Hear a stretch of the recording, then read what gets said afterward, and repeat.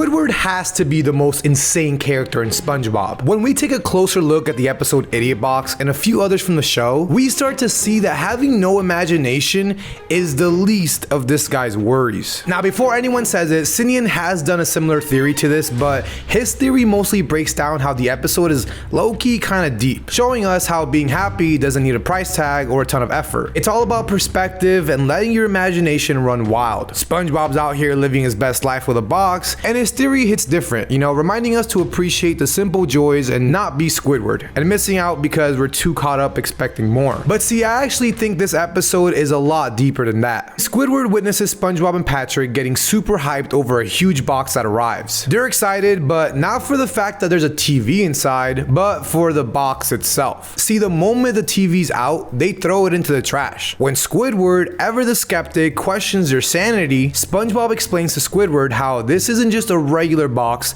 but a portal to anything you want. And this is when SpongeBob says probably the most famous one-word line in the show. Imagination. Squid plays nice at first, but only cause he low-key just wants the TV they threw out. SpongeBob says yes to Squidward, and so him and Patrick end up going inside the box to rock climb, leaving Squid with the TV. Now at first, Squid doesn't really care about the box, cause he thinks they're just being a bunch of morons. The moment he hears them start rock climbing, he kicks the box, causing SpongeBob and Patrick to fall off their imaginary cliff. And Squidward actually hears this and gets worried. Here, I'll play the clip. SpongeBob?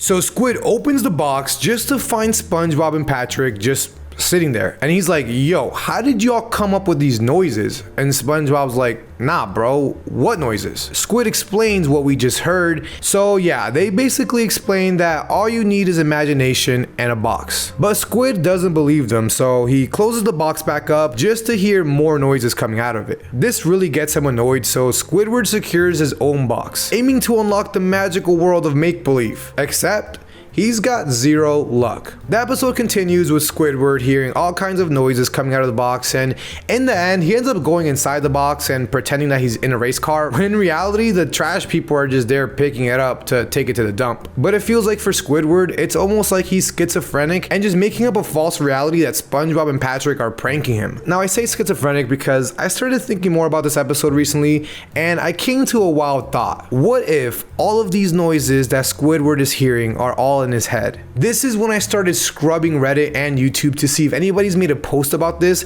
but I couldn't really find anything until I went to the comments of Cinian's video, and I saw a theory from FisherRocker96 that says he thinks Squidward is driving himself nuts by just thinking about what SpongeBob and Patrick could possibly be doing in the box. He says that Squidward is actually the one imagining all these sounds, and you can tell how obsessed he is by how frequently he investigates the box, how he tries to use his own box, and by how he can't even watch TV without thinking everything on TV is about the same box he's obsessed with. All of this goes away though when he is around SpongeBob and Patrick, because he might just be embarrassed to indulge his imagination around his neighbors. The same imagination and the same neighbors he's been making fun of for the entirety of the episode. So he just reverts to making fun of them and dismissing them like he always does. But here's another thing. FisherRocker96 also mentions how this wouldn't be the first time Squidward has let his imagination run wild. See, in Squid's day off, after Mr. Krabs loses his arms trying to save a nickel and sent to the hospital, he leaves Squidward in charge. Squid, seizing the moment,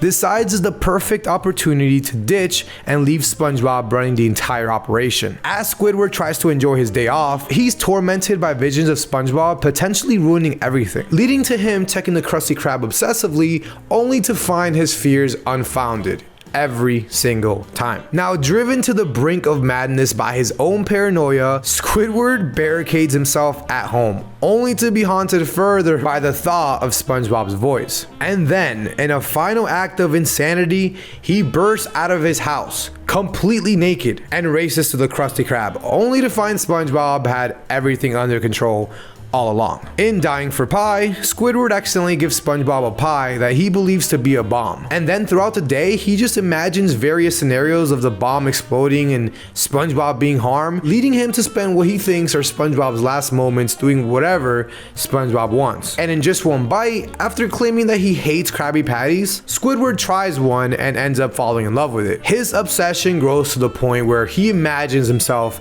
in various scenarios indulging in the patties. Now, earlier I brought up schizophrenia, which is basically a mental health condition. It's kind of complex, but the main thing to know is that it affects how a person thinks, feels, and behaves. People with schizophrenia may have a hard time distinguishing between what's real and what's not, leading to hallucinations or delusions. But here's the thing, while some people think hallucinations are just when someone sees something, it can also be hearing, feeling, smelling, or even tasting something that isn't actually there. Now, I know what you're thinking. Well, at least 1% of you guys have to be thinking about this right now. What about the episode Squidward Box? An episode that came out in November of 2023 that feels like it was pulled straight out of a trippy underwater fever dream. Except it's all happening in SpongeBob's attic. See, this episode is kind of like a sequel in a way to the Idiot Box episode, and it kind of like contradicts everything I just said in a way, and I didn't want to bring it up for one reason, but I'll explain to you in a second. So basically, this one kicks things off with SpongeBob hitting peak nostalgia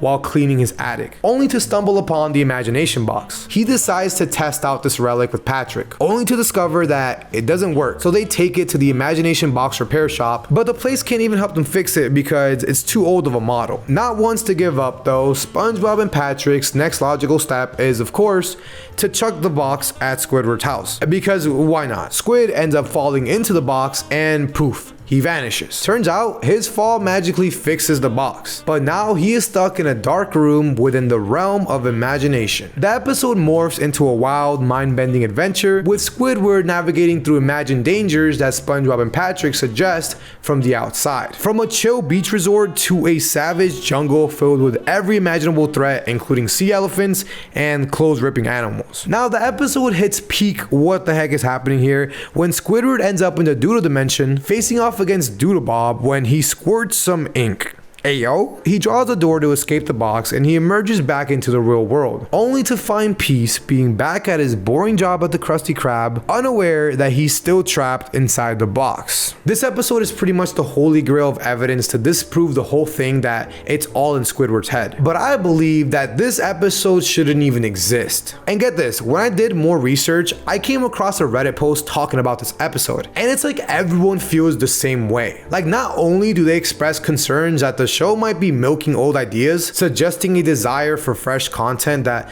doesn't rely heavily on revisiting or recycling past episodes, but some fans also question how SpongeBob found the box in his attic, given that it was supposed to be in the dump at the end of the original Idiot Box episode, which I didn't even put that together. Also, the big elephant in the room, like Squidward uses his imagination, contrasting with earlier episodes. While some fans do appreciate the exploration of character dynamics, others, including myself, feel like it may be straying way too far away from what made the original episodes appealing. This being said, I think that we can all agree that Squid is definitely not right in the head. I mean, none of the characters are. Now, I'm not saying Cinians Theory is invalid because, of course, happiness doesn't need a price tag, but in Squid's case, if we ignore the most recent episode, which to be honest has many mistakes in it itself, Squid might need to seek help from a mental health professional. I don't know. Let me know what you guys think about this theory. I feel like this could be pushed more to like a conversation than a theory, to be honest, but I don't know. I'm still curious about what you guys think.